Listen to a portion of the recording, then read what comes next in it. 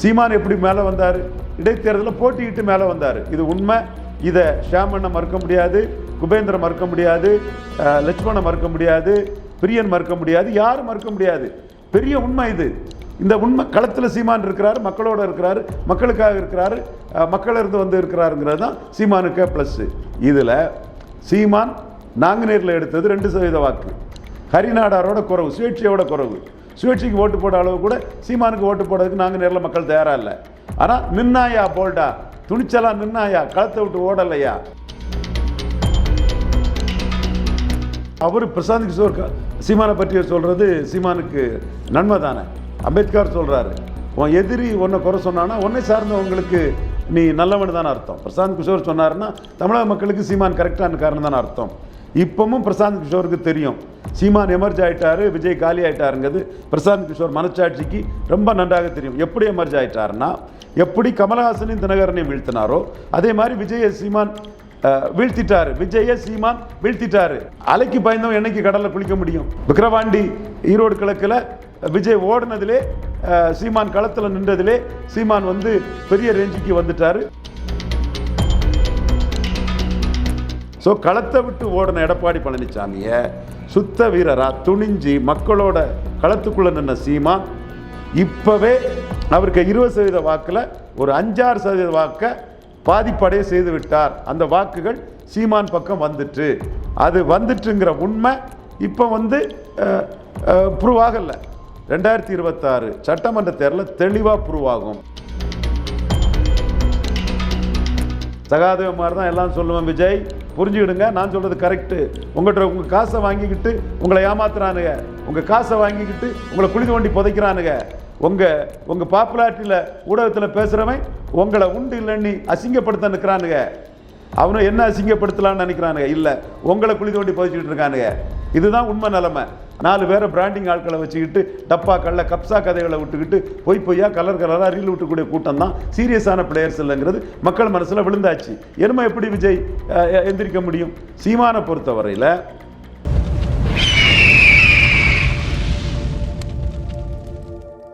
அரசியல்கிறது நேயர்களுக்கு வணக்கம். இன்று நம்மோது இணையும் சிறப்பு விருந்தினர் அரசியல் திறனாய்வாளர் திரு ரவீந்திரன் துரைசாமி அவர்கள். வணக்கம் சார். வணக்கம். எப்படி இருக்கீங்க சார்? நல்லா இருக்கிறது தம்பி. சமீபத்தில் தமிழக வெற்றி கழகத்தின் தேர்தல் வியூக வகுப்பாளராக நியமிக்கப்பட்டுள்ள பிரசாந்த் கிஷோர் அவர்கள் ஒரு நேர்காணல் வந்து கொடுத்துருந்தார். அதில் வந்து நாம் தமிழர் கட்சி வந்து ஒரு விளிம்பு நிலை கட்சி அப்படின்னு சொல்லிட்டு விமர்சிச்சிருந்தார். அதே சமயம் வந்து தமிழக வெற்றி கழகம் விரைவில் வந்து ஆட்சி அமைக்கும், 2026 கூட ஆட்சி அமைக்க வாய்ப்பு இருக்குன்ற மாதிரி சொல்லியிருக்காரு. களத்திற்கே வராத ஒரு கட்சியை இந்த அளவுக்கு ஏற்றி பேசுகிறதும், களத்தில் நின்று 8% பெற்று மாநில கட்சி அங்கீகாரம் பெற்ற ஒரு கட்சியை வந்து இந்த அளவுக்கு இறக்கி பேசுகிறத எப்படி சார் ஏற்புடையதா சார்? எங்க விஜய் தான் சாப்பாடு போடுறாரு, சொன்னால் தான் சாப்பாடு. ஜானாரிகசாமிக்கு அதை சொன்னால் தான் சாப்பாடு, அதை பண்ணினா தான் அவங்களுக்கு அதில் இது கிடைக்கும். அவங்க தொழில் பண்ணுறாங்க, அந்த தொழிலில் அவங்க இருக்கிறாங்க, அதில் என்ன தப்பு இருக்குது? அப்படி தான் அவங்க பேசுவாங்க. பிரசாந்த் கிஷோர் என்னைக்கு சீமானுக்கு ஓட்டு கிடைக்கும்னு சொன்னார்? என்னைக்கு சொன்னார்? 8% இந்தியாவிலே ஒருத்தர் வந்து 4வது இடத்துல நின்று 8% பெற்றது பெரிய சாதனைங்கிறது மோடிக்கு தெரியும், சோனியா காந்திக்கு தெரியும். இவர் விஜய்க்காக பேச வந்திருக்கிறாரு. விஜய்க்கு சீமான் ஹீரோவாக இருக்கிறாரு, நம்ம பிறவி கொலையாக போயிட்டோமேன்னு பொறாமல் காழ்ப்புணர்ச்சி இவரை வச்சு பேசுகிறாரு. இதை தவிர அதில் வேறு என்ன இருக்குது?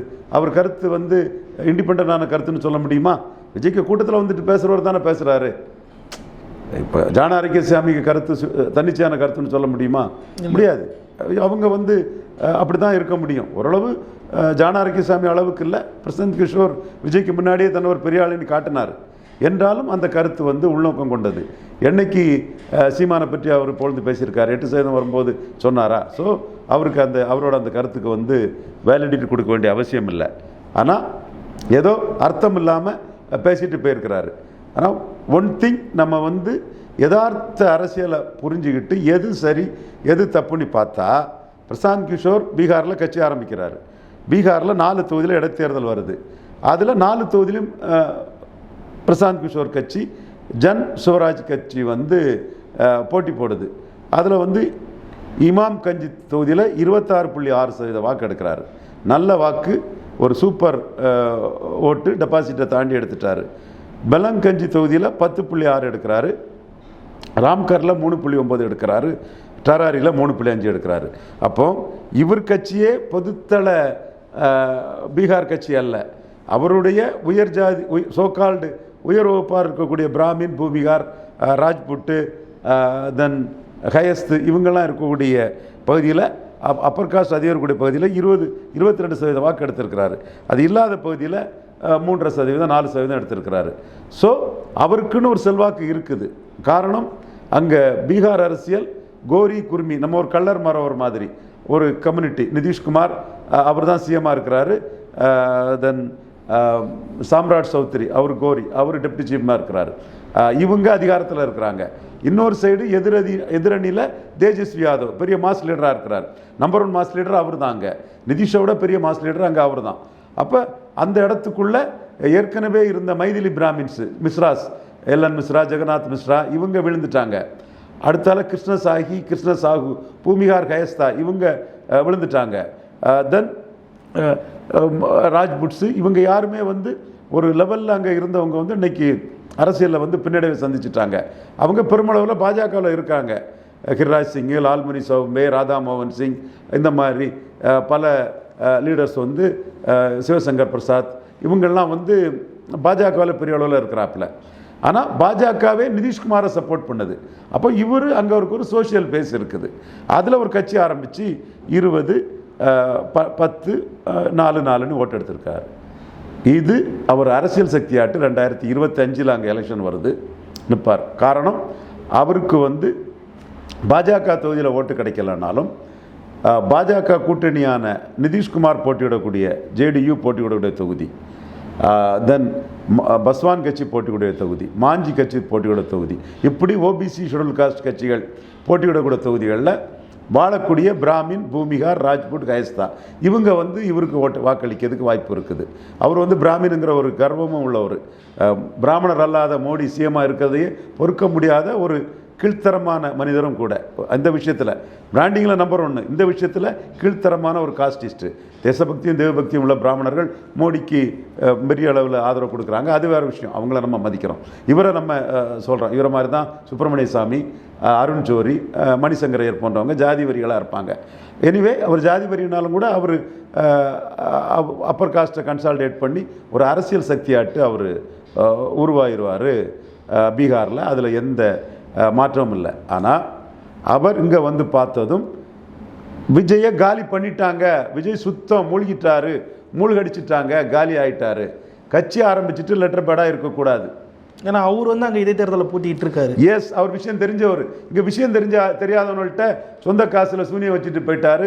கோடிக்கணக்கான ரூபாயை விஷயம் தெரியாதவங்களுக்கு கொடுத்து விஜய் மாட்டிக்கிட்டாரு. அவங்களுக்கு கூலிப்படையை வச்சு சில வேலைகள் பண்ண தெரியுமே தவிர உருப்படியாக விஜயை வாழ வைக்க தெரியாது. சீமான ஹீரோவாக்கி விட்டுட்டீங்களே, விஜய் காலி ஆயிட்டாருங்கிறத பிரசாந்த் கிஷோர் தெளிவாக தெரிஞ்சு தான் அதை பேசுகிறாரு. அப்போ அவர் ஃபோல்ஸ் ஆகணும்னா கட்சி ஆரம்பிச்சுட்டு லெட்டர் பேடாக இருக்கக்கூடாதுன்னு அவருக்கு தெரியுது. அப்போ கட்சி ஆரம்பிச்சுட்டு லெட்டர் பேடாக இருந்த விஜய் கமலஹாசன் மாதிரி கீழே போயிட்டார. இப்போ நீங்கள் இதில் தெளிவாக பார்க்கணும். கமலஹாசன் ஏன் கீழே போனார்? இடைத்தேர்தலில் போட்டியிடாமல் கீழே போனார். வெள்ளூர், நாங்குநேரி, விக்கிரவாண்டியில் இடைத்தேர்தலில் போட்டியிடாமல் கீழே போனார். சீமான் எப்படி மேலே வந்தார்? இடைத்தேர்தலில் போட்டியிட்டு மேலே வந்தார். இது உண்மை. இதை ஷியாமண்ணை மறுக்க முடியாது, குபேந்திர மறுக்க முடியாது, லட்சுமணை மறுக்க முடியாது, பிரியன் மறுக்க முடியாது, யாரும் மறுக்க முடியாது. பெரிய உண்மை இது. இந்த உண்மை களத்தில் சீமான் இருக்கிறாரு, மக்களோட இருக்கிறாரு, மக்களுக்காக இருக்கிறாரு, மக்களிருந்து இருக்கிறாருங்கிறது தான் சீமானுக்கு ப்ளஸ்ஸு. இதில் சீமான் நாங்குநேரில் எடுத்தது 2% வாக்கு. ஹரிநாடாரோட குறைவு, சுயேட்சையோட குறைவு. சுயேட்சைக்கு ஓட்டு போட அளவு கூட சீமானுக்கு ஓட்டு போடுறதுக்கு நாங்குநேரில் மக்கள் தயாராக இல்லை. ஆனால் நின்னாயா போல்டா, துணிச்சலா நின்னாயா, களத்தை விட்டு ஓடலையா, களத்தில் நின்றார்னு ஒரு கம்யூனிட்டிக்கு சஃபிக்ஸே உண்டு தஞ்சாவூர் பக்கத்தில். களத்தில் நின்றாருங்கிறது தான் அந்த இடத்துக்குள்ளே பெருமை. அதே போல் இங்கே விக்கிரவாண்டியில் சீமான் எடுத்தது 1.5% ஓட்டு, வெள்ளூரில் எடுத்தது 2.6% ஓட்டு. இந்த 3 இடத்துலையும் கமலஹாசன் என்ன இருந்தாருன்னா, வெள்ளூரில் அவர் பிரச்சாரம் பண்ணியிருந்தால் ஒரு 5% ஓட்டு போயிருக்கோம். சீமானுக்கு 2.6, 1.6 குறைஞ்சிருக்கும். இங்கே விக்கிரவாண்டியில் கமலஹாசன் நின்றுருப்பாருன்னா சீமான் எடுத்த 1.5ங்கிறது வெறும் 1 போயிருக்கும்.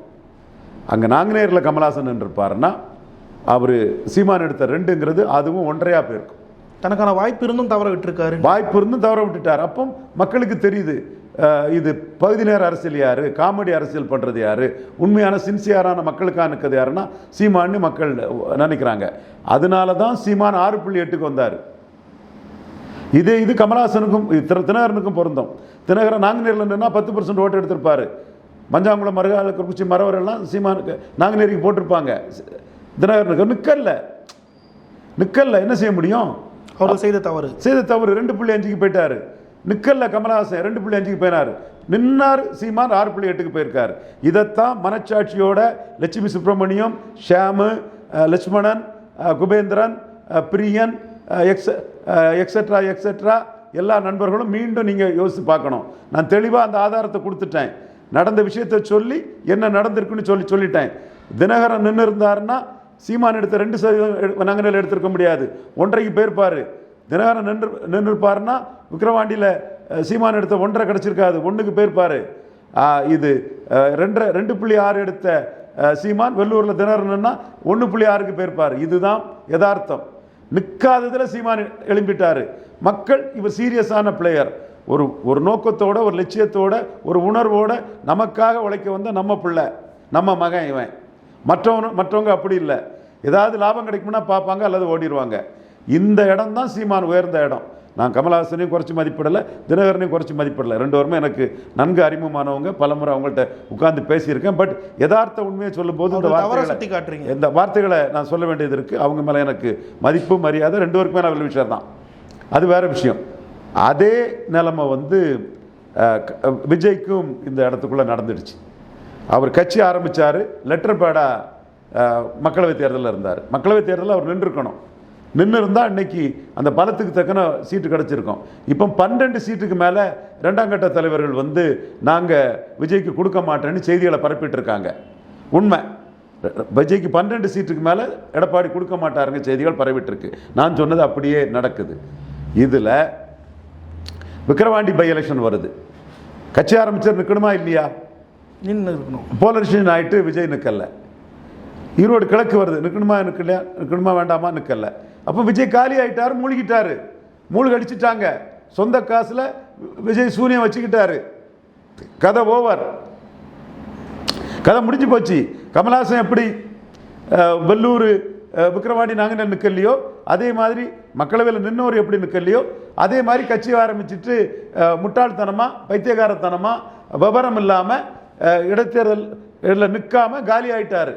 இது பிரசாந்த் கிஷோருக்கு தெரியுது. நான் நின்று அரசியல் சக்தி ஆயிட்டேன், நீங்க நிற்காம காலி ஆயிட்டீங்க. அதுதான் சொன்னாரு. மொத்தமா அடிபடலாங்கிற வார்த்தையும் சொன்னார்.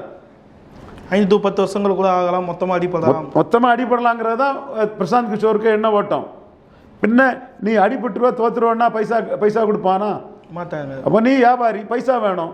இப்போ இங்கே சரத்குமார் திருமங்கலத்தில் போட்டியிட இருந்தார். எனக்கு சரத்குமார் நல்ல மரியாதையாக இருப்பார், அவர் அசிங்கப்பட்டுறக்கூடாது, கேவலப்பட்டுறக்கூடாதுங்கிற எண்ணம் இருந்தது. நான் சொன்னேன் திருமங்கலத்தில் போட்டியிடுறது சைனைட் சாப்பிட்றதுக்கு சமம்னேன். போட்டியிட்டா ஒரு 50 லட்ச ரூபா 1 கோடி ரூபா செலவழிப்பாருன்னு நினைக்கிறவங்க அதை சொல்லுவானா? சொல்ல மாட்டான். உங்களுக்குள்ள பொறுப்பு, எம்ஜிஆருக்கு நாடியில் வெட்டு இருக்கு, உங்களுக்கு நாடியில் வெட்டு இருக்கு, அவர் போல் இவர் வந்துருவார், எம்ஜிஆர் போல சரத்குமார் வந்துருவார், எம்ஜிஆருக்கு திண்டுக்கல், சரத்குமாருக்கு திருமங்கலம். இப்படி தான் விஜய் இப்போ மட்டையை கட்டுறாங்க. எம்ஜிஆருக்கு திண்டுக்கல், சரத்குமாருக்கு திருமங்கலம். எப்பா ரொம்ப மோசம் போயிடும். திருமங்கலத்தில் போட்டி போடுறது சைனைட் சாப்பிட மாதிரி, சகாதேவ மாதிரி தான் எல்லாம் சொல்லுவேன். விஜய் புரிஞ்சுக்கிடுங்க, நான் சொல்றது கரெக்டு. உங்கள் காசை வாங்கிக்கிட்டு உங்களை ஏமாத்துறானுங்க, உங்கள் காசை வாங்கிக்கிட்டு உங்களை குழி தோண்டி புதைக்கிறானுங்க. உங்கள் பாப்புலாரிட்டியில் ஊடகத்தில் பேசுகிறவன் உங்களை உண்டு இல்லைன்னு அசிங்கப்படுத்த நிற்கிறானுங்க.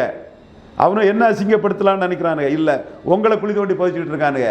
இதுதான் உண்மை நிலைமை. அப்போ பிரசாந்த் கிஷோர் இங்கே வராரு, குழி தோண்டி புதைச்சிட்டாங்க கமலஹாசனை. கட்சி ஆரம்பிச்சுட்டு லெட்டர் பேடாக வச்சு இவர் விஜயை கமலஹாசன் 2.0 ஆக்கிட்டானுங்க. கமலஹாசன் எப்படி இடைத்தேர்தலில் நிற்காம காலியானது மாதிரி விஜய் எடுப்பில் இடைத்தேர்தலில் நிற்காம காலி ஆயிட்டாரு, சுத்தமாயிட்டாரு, முடிஞ்சு போச்சுங்கிறது பிரசாந்த் கிஷோருக்கு தெரியுது.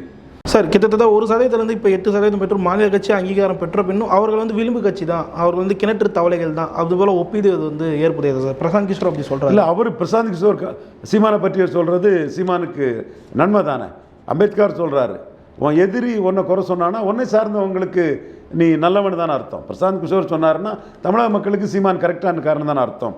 இப்பவும் பிரசாந்த் கிஷோருக்கு தெரியும் சீமான் எமர்ஜ் ஆயிட்டாரு, விஜய் காலி ஆயிட்டாருங்கிறது பிரசாந்த் கிஷோர் மனச்சாட்சிக்கு ரொம்ப நன்றாக தெரியும். எப்படி எமர்ஜ் ஆயிட்டாருன்னா, எப்படி கமலஹாசனையும் தினகரனையும் வீழ்த்தினாரோ அதே மாதிரி விஜய சீமான் வீழ்த்திட்டாரு. விஜய சீமான் வீழ்த்திட்டாரு. விஜய சீமான் வீழ்த்திட்டாரு. சீமான் அலைக்கு பயந்தவன் என்னைக்கு கடலில் குளிக்க முடியும்?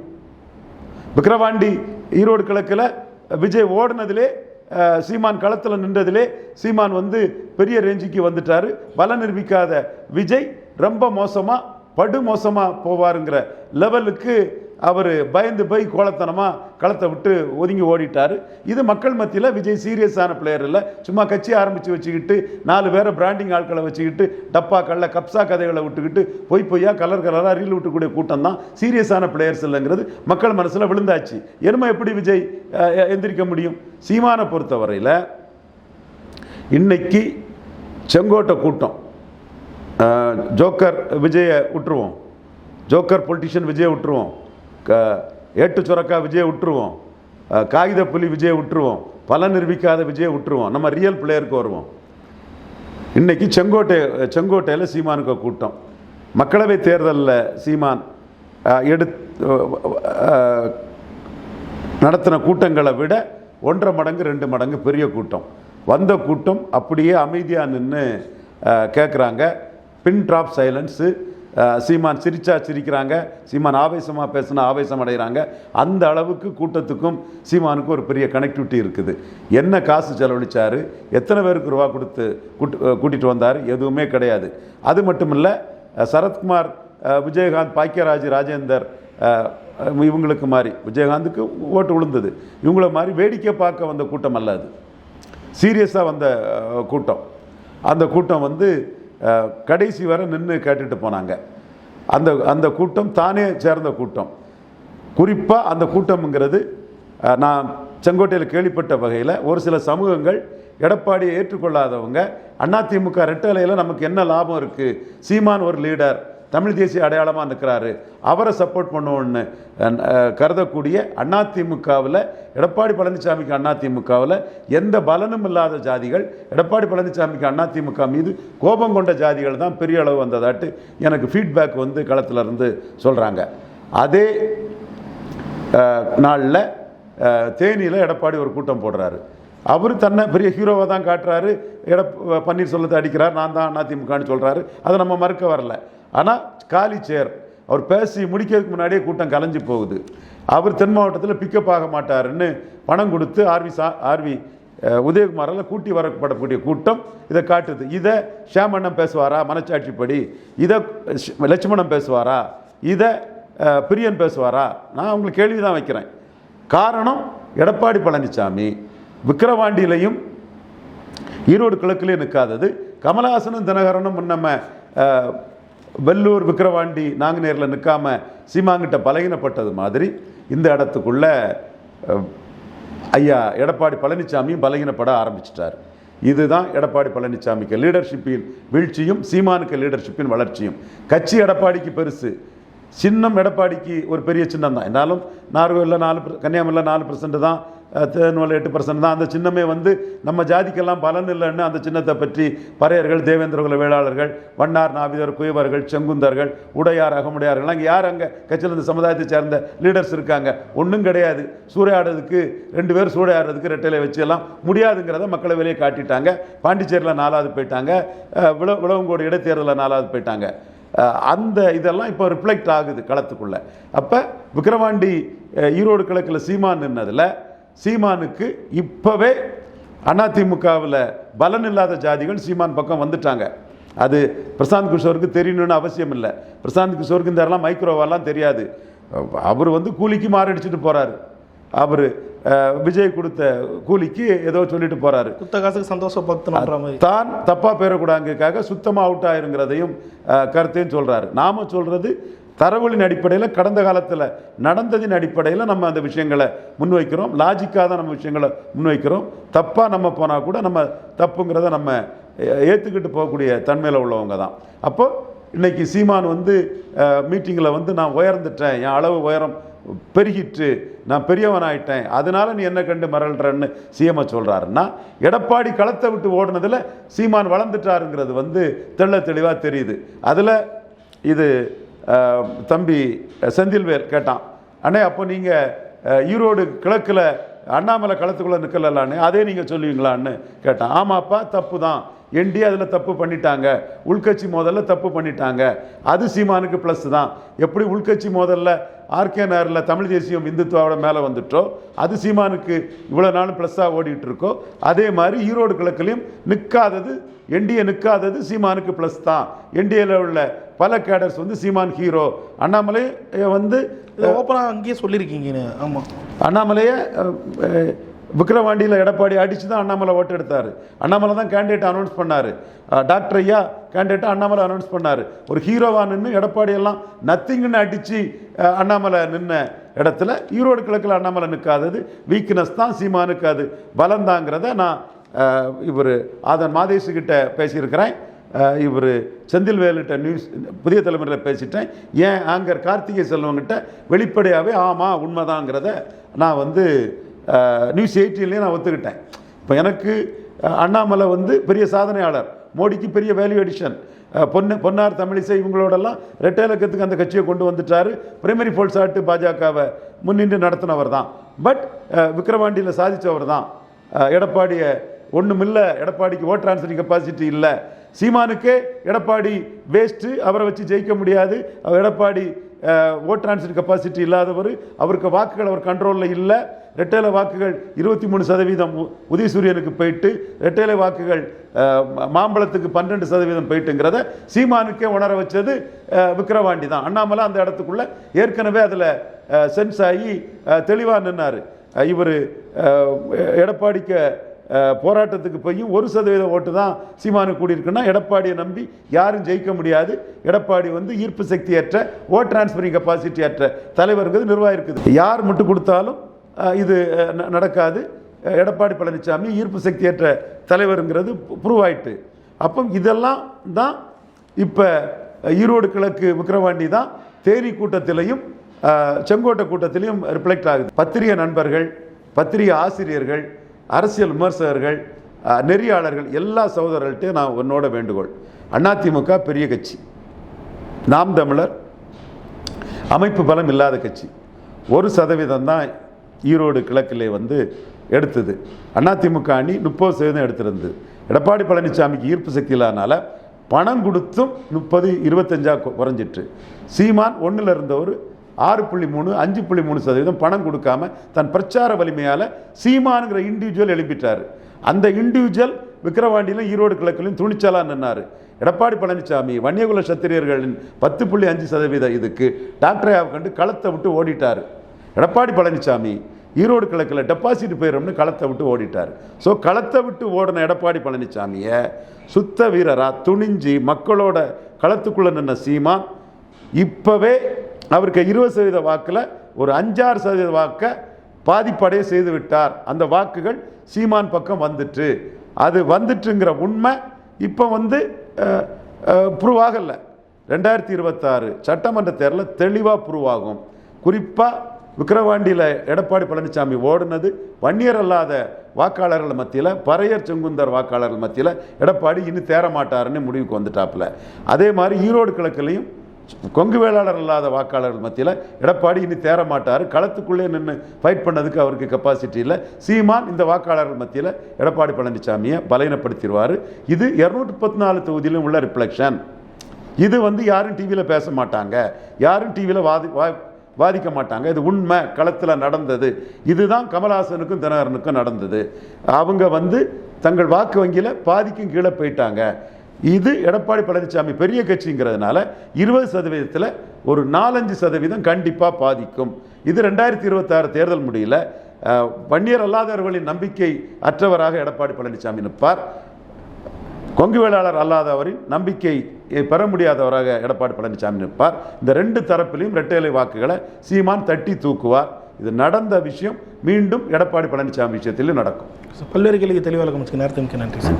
அரசியல் கருத்து அரசியல் சப்ஸ்கிரைப் பண்ணுங்கள். நன்றி.